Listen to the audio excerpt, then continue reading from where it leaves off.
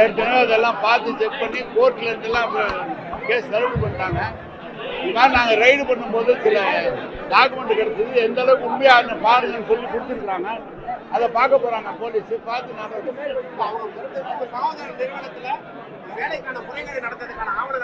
அவங்க சொல்லியிருக்காங்க, அதான் சொல்லியிருக்காங்க. அந்த முறைகேடை போலீஸ் பார்க்க போறாங்க. நான் தெளிவா சொல்றேன், நான் எந்த தப்பும் செய்யல.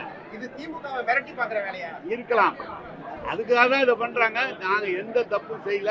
முறைப்படி விசாரணையில ஒத்துழைப்பு கொடுத்து நாங்கள் எந்த தவறும் செய்ததில்லை என்று நிரூபிப்போம்.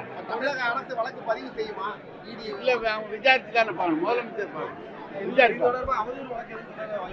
இல்ல, இதை பார்த்துக்கிட்டு தான் செய்யணும். இன்னொரு தரப்பு வந்து மூத்த தலைவர்களை ஓரங்கட்டும் வேலை. அதெல்லாம் ஒண்ணு. இது தொடர்பா அரசியல் கட்சியினர் விமர்சனம் செய்யறவங்களுக்கு என்ன சொல்றீங்க சார்? அவங்க ஏதோ தேர்தல் நேரம் வந்துச்சு, அவங்களுக்கு ஏதோ ஒரு வாய்ப்பு கிடைச்சிருக்கு, அவங்க சொல்றாங்க. நாங்க அதை தான் மீறி சொல்றேன். விசாரணையில் நாங்க குற்றமற்றவர்களை நிரூபித்து வெளியே வருவோம். 888 கோடி ரூபாய் ஊழல், 888 கோடி ரூபாய் ஊழல் நகராட்சி நிர்வாகம் மற்றும் நீர் வளங்கள் துறையில அமைச்சர் KN நேரு அவர்களுடைய துறையில நடந்திருப்பதாக இடி அவர்கள் ஆதாரப்பூர்வமாக தமிழ்நாட்டினுடைய DGP அவர்களுக்கு கடிதம் அளித்து அதுல ஒரு FIR பதிவு செய்ய சொல்லி கேட்டிருக்கிறாங்க.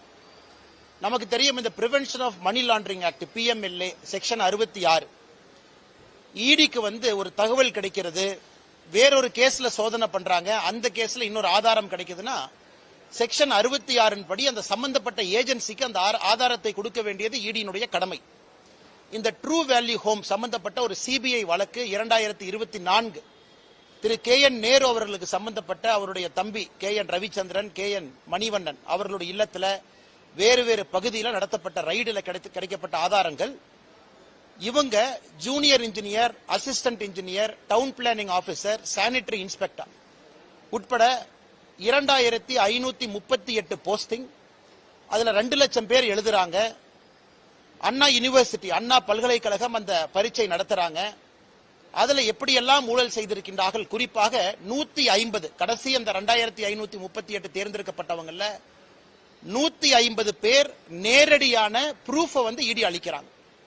வாட்ஸ்அப்ல எப்படி கம்யூனிகேட் பண்றாங்க, பணம் யாருகிட்ட கொடுத்தாங்க, அபிஷியலா அண்ணா பல்கலைக்கழகம் ரிசல்ட் டிக்ளேர் பண்றதுக்கு ஒரு வாரத்திற்கு முன்பு KN நேருனுடைய சகோதரர் அவரு கையில KN ரவிச்சந்திரன் அவருடைய கையில வாட்ஸ்அப்ல அந்த முழு லிஸ்ட் இருக்கு.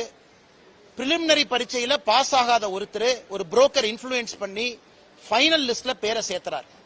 இது போன்ற பல ஆதாரங்கள்ல 232 பக்கம் அதை திரட்டி சேகரிச்சு செக்ஷன் 66 PMLA ஆக்ட் அடிப்படையில் தமிழ்நாட்டினுடைய DGPக்கு அளித்து இதுவரை ஒரு பேச்சு மூச்சு இல்ல. இதுல 2 லட்சம் பேர் எழுதியிருக்கிறாங்க. செலக்ட் ஆனவங்க 2538. அப்ப என்னங்க அர்த்தம்? கிட்டத்தட்ட 1,97,000 பேர் செலக்ட் ஆகல. இன்னைக்கு 1,97,000 குடும்பங்கள் பார்த்துக்கிட்டு இருக்காங்க. மீடியா நண்பர்களை, தமிழக அரச நியாயமான முறையில் தேர்ந்தெடுக்காம 25 லட்சத்திலிருந்து 35 லட்சம் ரூபாய் வரை பணம் வாங்கி வேறு வேறு இடத்துல புரோக்கர் மூலமாக அதை நிறைய அக்கவுண்ட் மூலமாக மணி லாண்டரிங் பண்ணிருக்கிறாங்க. இத்தனை கொடுத்தது வேறு மாநிலமா இருந்தா இந்நாள் அந்த அமைச்சர் ரிசைன் பண்ணிருக்கணும். இது இடி சாதாரணமா ஒரு கடிதத்தை எழுதி இந்த மாதிரி ஊழல் நடந்திருக்குன்னு சொல்லிங்க. கடிதத்தோடு 150 செலக்டட் கேண்டிடேட் அவங்களுடைய ப்ரூஃப் அட்டாச் பண்ணிருக்கிறாங்க. அதன் பிறகு KN Ravichandran, KN Manivannan, KN நேருனுடைய உடன் பிறந்த சகோதரர்கள் 2 பேரு, அந்த ட்ரூ வேல்யூ ஹோம்ஸ்ல பணிபுரியக்கூடிய 4 பேர், 6 பேர்த்தினுடைய வாட்ஸ்அப் மொபைல் போனுடைய டிரான்ஸ்கிரிப்ட், அவங்களுக்குள்ள என்ன பேசினாங்க, ஒரு புரோக்கர் KN ரவிச்சந்திரன் அவங்ககிட்ட பேசின ரெக்கார்டட் கால், இத்தனை விஷயத்தை கொடுத்து 888 கோடி ரூபாய் ஊழல் நடந்திருக்கு. அதை பத்தி எதுவுமே பேசாம KN நேரு அவர்கள் பதில் சொல்றாங்க, இது திராவிட மாடல் ஆட்சியின் மீது பழி சுமத்துறாங்க.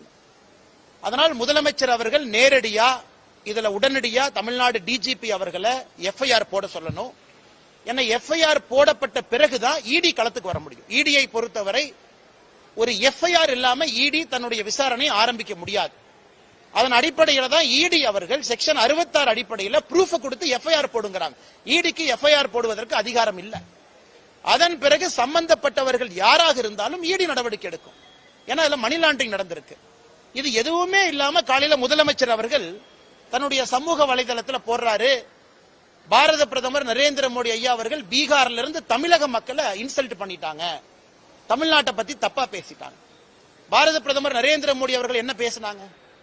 தமிழ்நாட்டில் வசிக்கக்கூடிய, தமிழ்நாட்டிலே வேலை பார்க்கக்கூடிய பீகாரை சேர்ந்த இங்கே வேலை பார்க்கக்கூடிய சொந்தங்கள் தமிழ்நாட்டினுடைய திராவிட முன்னேற்ற கழகம் டிஎம்கே அப்படிங்கிற வார்த்தையை பயன்படுத்துறார் நரேந்திர மோடி அவர்கள் பீகார்ல தேர்தல் பிரச்சாரத்தின் போது சொன்ன வார்த்தை. இது டிஎம்கே அவமானப்படுத்துறாங்கிற ப்ரூஃப் நம்முடைய சமூக வலைதளத்துல அந்த வீடியோவை போட்டு ஹிந்தி சப்டைட்டில் போட்டிருக்கோம். நம்ம பிஜேபி தமிழ்நாடு, என்னுடைய சமூக வலைதளம், நம்முடைய நயினார் அண்ணா எல்லாத்துலயும் நீங்க பார்க்கலாம். அதுல எப்படி தயாநிதி மாறன் அவர்கள் பீகாரில் இருந்து இங்க பணிபுரியக்கூடியவங்கள மிக மோசமா பேசினாங்க. டிஆர்பி ராஜா, திரு பொன்முடி, திரு ஆ ராசா, இவங்க எல்லாமே வேறு வேறு காலகட்டத்தில் பான் பிராக்கு வாயன், டாய்லெட் கட்டுறவங்க.